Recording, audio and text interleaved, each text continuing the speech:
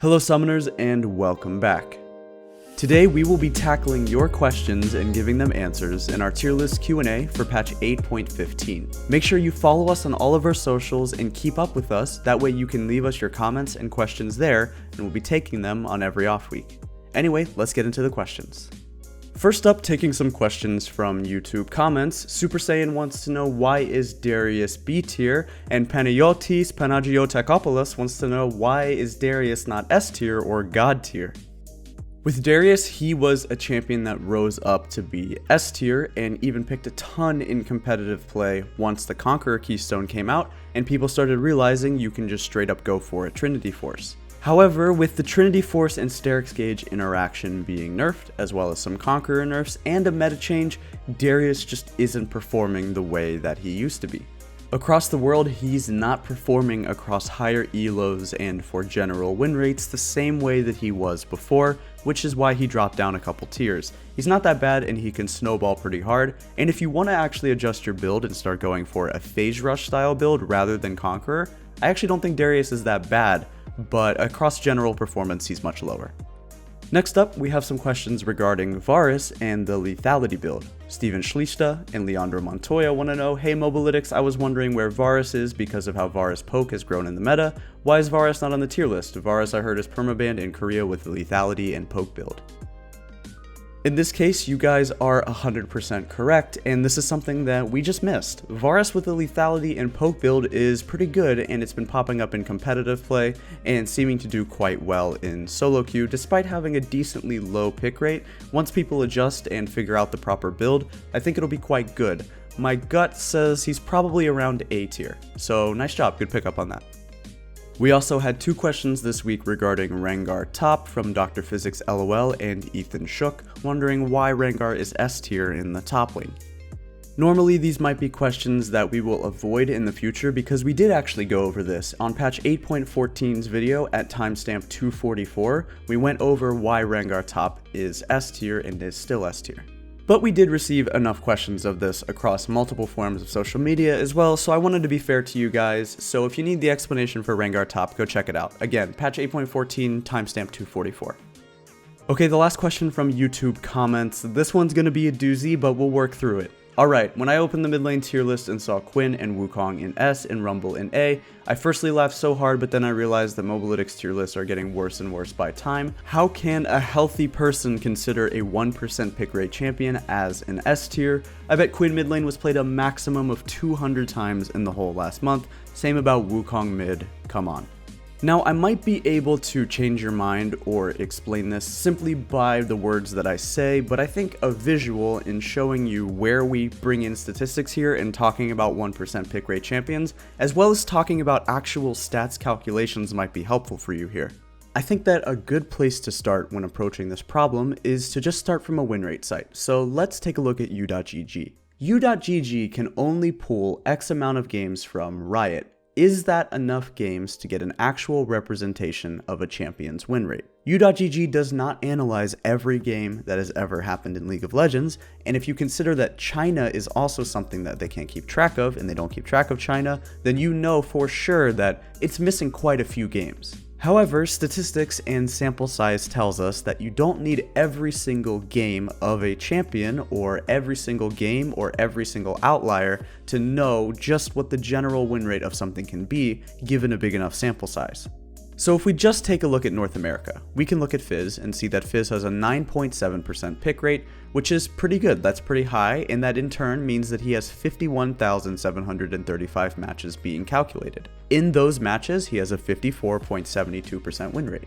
However, if you look across the world, you would know that that's a pretty low sample size. Changing your metric to world, you start to see that Fizz ends up having almost 500,000 games that you're looking at, yet still boasting a pretty similar win rate.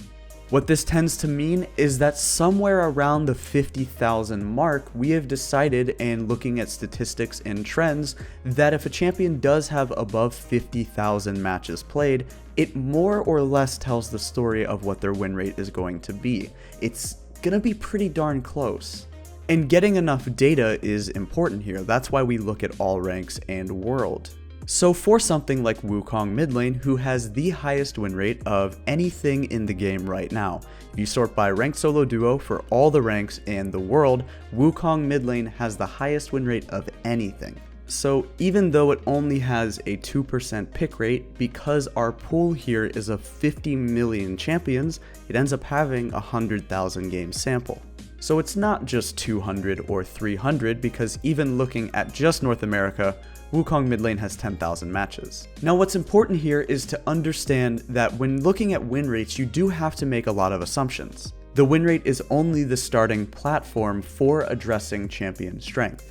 Win rates could be inflated if a champion is easier to play than another champion, and of course if a champion fits really well into the meta, but that also just means that they're powerful or they're good in solo queue, which is what we're trying to display to the user. Alright, on to our question from Twitter this week. Arnold Fleischman wants to know, for the past few patches I've seen Tarik sitting in A tier.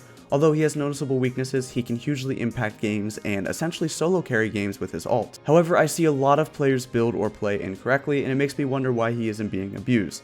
Tarik does get poked out by meta champions like Zyra and Brand. He still has amazing matchups against all-in supports. By champion power, I see him as S tier. He's such a great comfort pick for me. I don't understand why he's such a rare solo queue pick.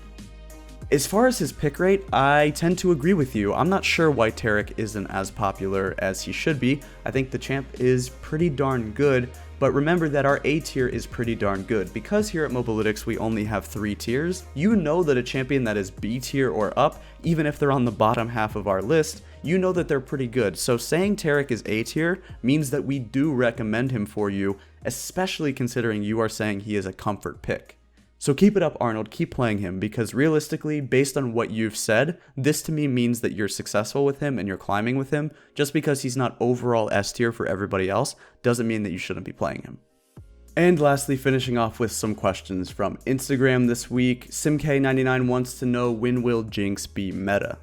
I can tell you personally, during the tier list discussion for 8.15, this was a hot topic of debate, whether or not Jenks deserves to be S tier.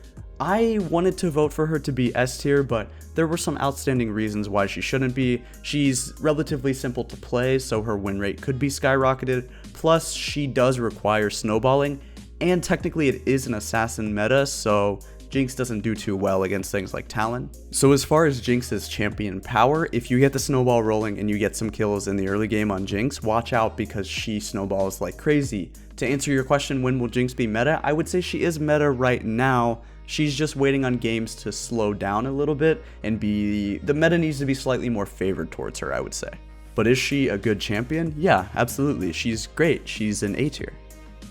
And lastly, the final question coming from Instagram and our last question of the week. These questions all had to do with how long does it take to make a tier list. So Alex, Downright Draven, Pepe Frog, and Stoppager want to know, how long does it take to make a tier list? So for the 3 of us, Adam, Hewitt, and myself, we sit down and we talk about it, and over the course of the day when the patch comes out, so it's typically on a Tuesday where the patch notes come out, and then the patch ends up coming out the next day on Wednesday, we will sit down on Tuesday and Tuesday evening. The longest it's ever taken us is about 6 hours, I would say 5 to 6 hours. That was a really long time. But sometimes the shortest, if it's a smaller patch, maybe 1 to 2 hours. I would say on average, maybe 3.5 hours. So not too long. Sometimes we mix it up and we don't always go top to bottom in terms of the roles. So we don't necessarily make the tier list in top, jungle, mid, whatever, because sometimes if there's a big role that's pretty impactful and it's impacting the other lanes, maybe we'll start with mid or we'll start with bot and see how that changes the rest of the scope.